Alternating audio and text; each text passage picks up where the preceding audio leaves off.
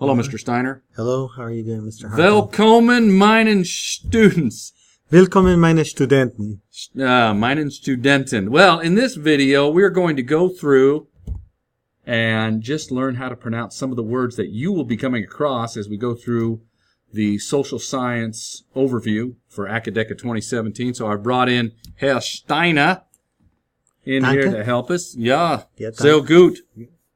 And so, how do you say boys and girls, or men and women? I mean, Mädchen.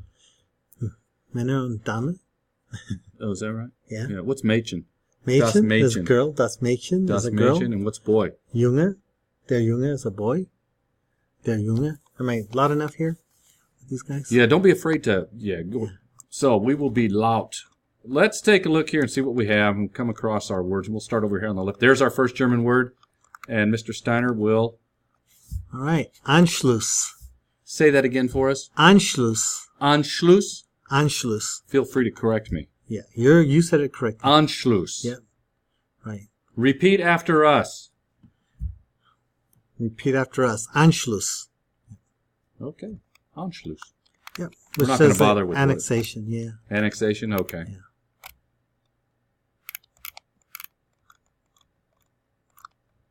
All right. Now we're on the right side here of the glossary.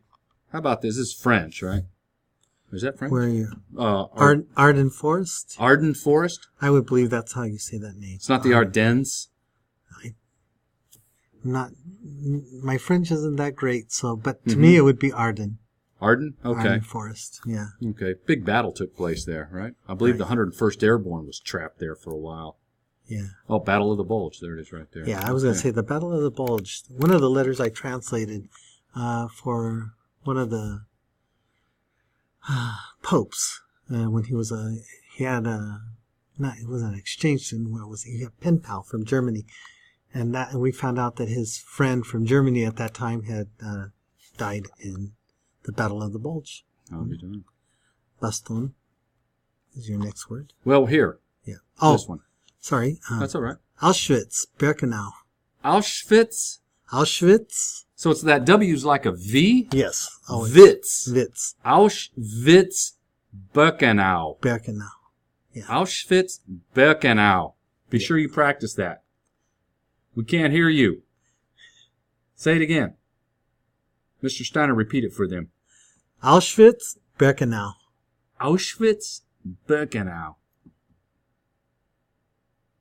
Good. Next. All right. This is French. Yes. Yeah. Baston. Baston. Baston. That's a city, right? Yeah. 101st Airborne. Oh, there they are. Yeah. I know this because I watched that whole series from HBO. Yeah. Did you watch that? Yes, I did. Band of Brothers. Yep. And What a great yeah. series. And pretty accurate series too, because I knew people who had actually been in that battle, and everything they said on there was confirmed. Yes. Mm-hmm. Okay, we're on the left. We got Baton. Baton. Yeah, Baton Death March. Yeah. That was a bad scene. Okay. All right, here we go. Another German. So we're just going to try to focus on these German words here on this video. The beer hall Putsch. putsch, Putsch. like P-U-T-C-H. Yeah. Don't be Putsch. confused by the S. Putsch. Beer hall putsch. And this is when Hitler was arrested Right. for trying to do some kind of a overthrow of the government. Huh? Right. So it's famously known or infamously known as there's a failed coup attempt carried out by Hitler. So, putsch. Do you have any idea why it's called this? What does that mean, putsch? Really, I've always just accepted it as this kind of uprising. Like a coup? It's okay. Yeah. Okay. An uprising. Yeah. All right. Here we are, right here. Blitzkrieg. Blitzkrieg. Blitzkrieg. Blitzkrieg. Yeah. That was their term for fast, quick war. Like when they went into Poland, they went in there like with guns blazing, Right. overwhelming force. Right. Blitz is lightning, and Krieg is war. Oh, there it is. Blitzkrieg. Lightning war. Mm-hmm. Blitzkrieg. Blitzkrieg.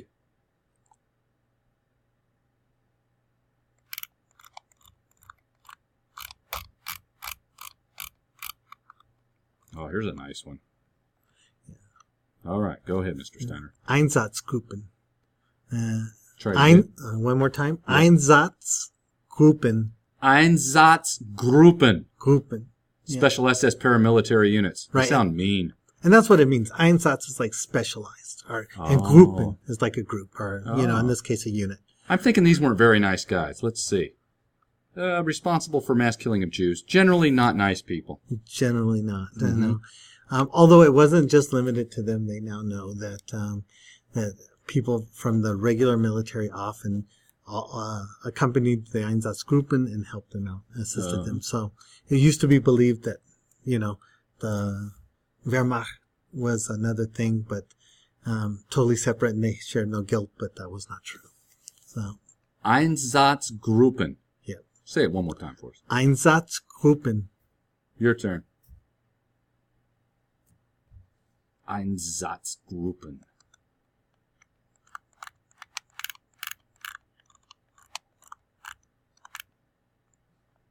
Looks like we're ready for the next page. Japanese. Kamikaze. Kamikaze. Yeah. Here's German right here. Yeah. Kristallnacht. Kristallnacht. Kristallnacht. Kristallnacht. You got to get that throat thing going on. Yeah, but it's okay. It's usually understood that people will modify it. It's like Kristallnacht. Night of broken glass. Or night of crystal. Crystal's broken glass, right? Yeah. And Nacht is night. Kristallnacht. The name given to the events of November 9th, 10th. Jewish synagogues, business homes were attacked by members of the SA. What's the SA? Secret? Yeah, it's it was like the beginning of the Nazis. And I forget what they're called exactly. Anti-Jewish program of the Nazi Party. Yeah. Just one more time. Kristallnacht. Okay. This one, Lebensraum. And we say that again, Lebensraum. You don't have to worry so much about the emphasis on the R, but Lebensraum means like living space, as it says there in the paragraph. Leben is the Leben? The living. Do you replace the B? I mean, pronounce the B? Lebensraum. Leben? Leben. Leben. Lebensraum. Straum. Raum. Raum. All right. Yeah. Lebensraum. Lebensraum. Okay. Yeah. So what is this? How about this right here? Mein Kampf. Mein Kampf. Right. That means, like in German, my struggle, my fight. So yeah, Hitler's infamous quasi-autobiography. Yeah. Have you ever read it? No. It's extremely boring. Other than the fact that he really manifests his desire to. Well, you can tell he's an egocentric individual from what he reads, but it's a bore. Good to hear. Not a Hitler fan myself, Mr. Steiner. Yeah. In fact, I'll just go on record as saying I do not like Nazis. Yeah. Yeah, that takes a lot of courage to say that, doesn't it? You're right. Okay. Lebensraum was found Eastern Europe. Okay. Let's see here.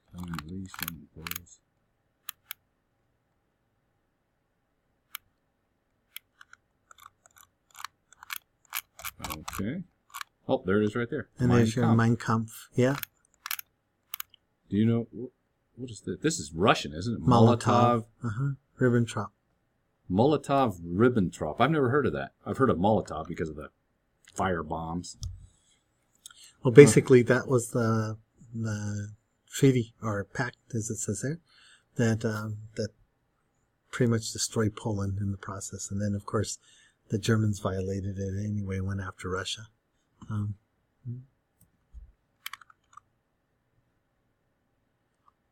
would you say that? That I'm not sure. Mukden.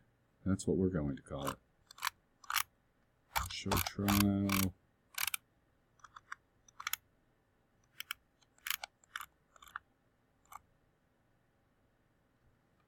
Ultra program, the code name given to the deciphering of high-level German. Oh, okay. Communications. All right, that's it for the glossary. So, Mr. Steiner, what about this French word we're looking at right here? I believe I would pronounce that as entente. Entente? Entente. Okay. Mm-hmm. So what we're going to do, myself and Mr. Steiner, we're just going to go through the text that you're going to be reading through and just see if we can see some words that might help us with some pronunciation. So I'll scroll. Anything you see that is Deutsch. All right. How about right here? Of course, you can just say this one. I mean, Yeah, if you say it, we can anglicize it a bit. Yeah. You know, Kaiser Wilhelm II, you know. Kaiser Wilhelm. Right. Kaiser Wilhelm. Kaiser it sounds better Wilhelm. actually in German. Kaiser Wilhelm. Wilhelm. So that W is like a V sound for Right. us. Yeah. Okay. Armistice. Okay, let's see if we see anything in here.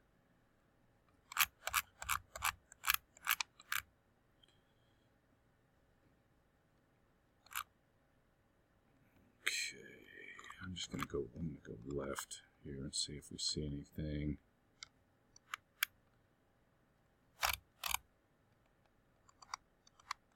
Any thoughts on the Treaty of Versailles?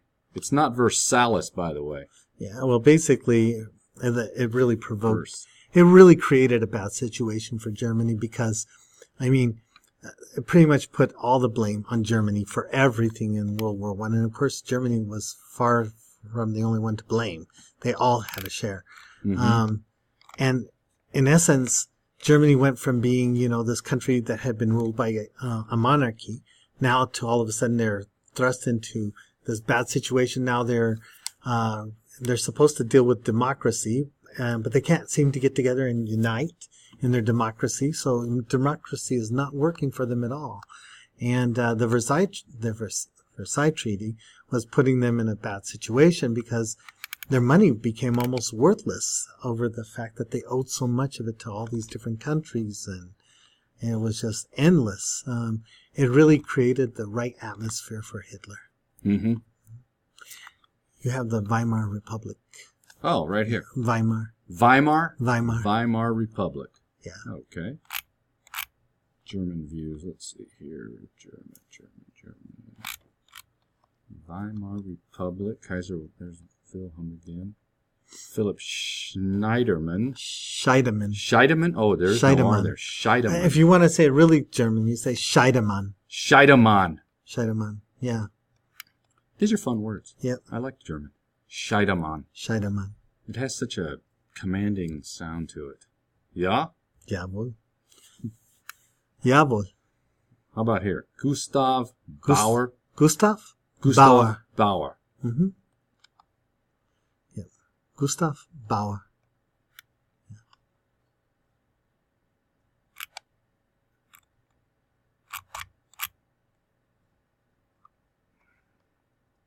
You let me know if you see anything here. Sure.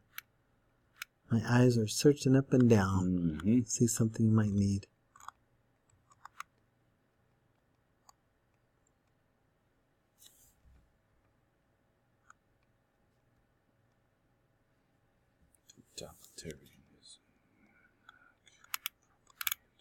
Mussolini, fascism, Benito. Yeah.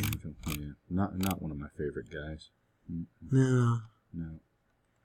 You know, a character they forget about during this time period is Franco, the dictator Franco in Spain. I mean, he was pretty much carrying out a whole system of, it wasn't genocide, but slaughter all the same. Well, he was a friend of Mussolini, right? And was a friend of Hitler as well. Mm-hmm. And he actually had Hitler's soldiers do some bombing of Guernica to practice their bombing techniques on a Basque town in Spain. I mean, it's amazing he got away with that. Horrendous stuff. Yeah, total. Yeah, they're like thugs, it was right? Thugs with power. Yeah. I think people forget fascism was kind of Europe's answer to communism. Communism was coming on, and people felt threatened. Old institutions felt threatened in Europe, and fascism promised to preserve the old institutions. And so you had this fight between, fascist type governments and this movement towards communism. And basically, that's where it was. Mm-hmm. Now, how would you, in simple terms, describe nationalism? extreme nationalism, as represented by fascists and Hitler and our current election going on right now. We've been accused of this. Extreme nationalism? Yeah, with the building the wall and all this talk, and we're going to close the borders. Yeah. We're going to pull everybody out of the world unless they pay us. Yeah, that kind of stuff. Well, nationalism is kind of a funny thing because in Europe, in Germany, it's something that's frowned upon now. Germans don't. I mean, there might be a few, but by and large, Germans feel it like it's something that they've learned a good lesson about. They don't really. They really see themselves more as Europeans now compared to this idea of being German and superior and all that. Over time, that has developed, and people have now looked back at that, and they refer to that as all, extremism and extreme nationalism, and that idea that, how do they put it? I like how they say it. They say, it says, it wasn't like you did something special to be born where you were born. So why would you make that a big deal? So they say you're only born there by purely accident, in that country, whatever country you belong to. It shouldn't make you feel that you're that much better than everyone else. So the idea of extreme nationalism was this idea that your nation, your race or whatever is all part of that superiority thing. I don't know if I'm saying it correctly, but that's how it is. The idea that you're so superior and nobody else is, or has anything to do with you on your level. And so they often frown upon Americans because they feel like Americans have not learned that lesson. They feel like they learned that lesson, that's a lesson they learned. They don't want to go back there. Although every once in a while you see it. You see where, there are individuals or groups that come back on with this idea of nationalism, and whether it was National Socialism or whatever, it was all the same, nationalistic pride, extremism, really. All right, let's continue looking for words here.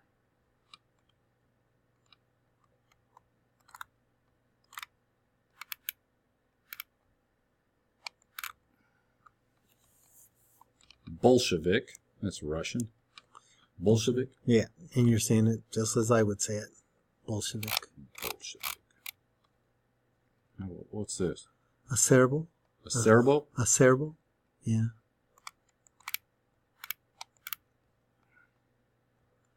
Lateran. Lateran? I've never heard of that. Lateran Pact. Lateran Pact. There were several of these that were signed between the church and the governments, but that's just one. That was actually well before World War II.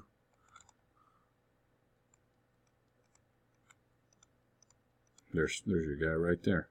Francisco Franco. Yeah, just what I was saying. A lot of people, it's kind of in our Spanish class, we watched a movie called El Viaje de Caro, and it was about that time period. And it gave me an opportunity to explain to the students, we often think that, all this National Socialism was just happening in Germany and the countries that it affected, but it was happening elsewhere.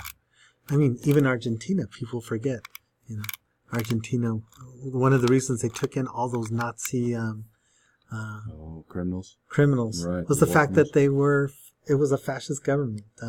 What was the government called? They still call it Peronistas, the government of Perón.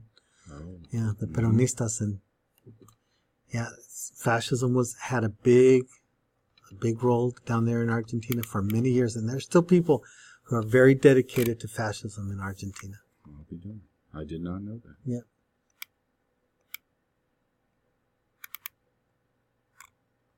Aryans.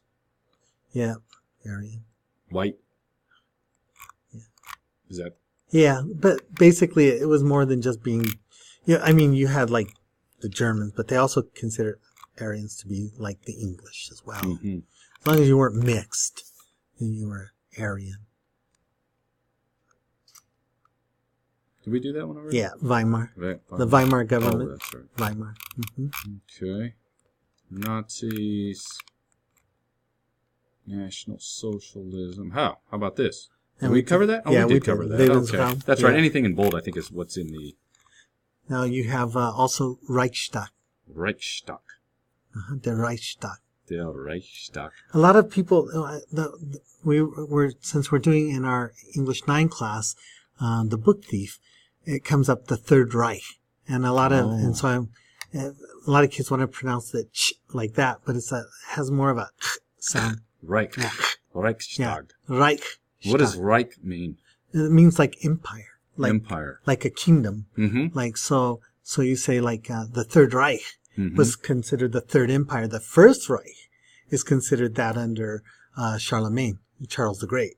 And that was considered the first. And then the second, of course, under the monarchy system in Germany that united Germany under the Kaiser, you know. So, but now you have the third Reich. And Reichstag, of course, is the building itself. It's like the Capitol building. Okay, I think that's in our art. Yeah. Guide. Yeah. Shows up. Okay, so we're going to move this along and finish up here. Let's see if there's anything else.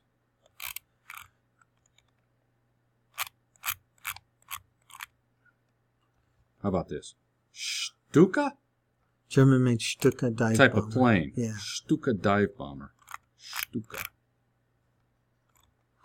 And then you have Dachau. Dachau. That was the concentration camp. Mm. Nuremberg. Nuremberg. Nuremberg. Yeah. These Nazis were not nice guys, I must say. There's that word again. There. That's broken glass. Yeah. Kristallnacht. Yeah. Dive bomber. Okay, I think that's the end of the German section, and then we'll get into this. Into Japan. Japan, yeah. But I think we're going to stop it there. We've gone on for quite a while, 21 minutes. All right. That'll be a good intro for us. Well, let me know if anything else comes up. And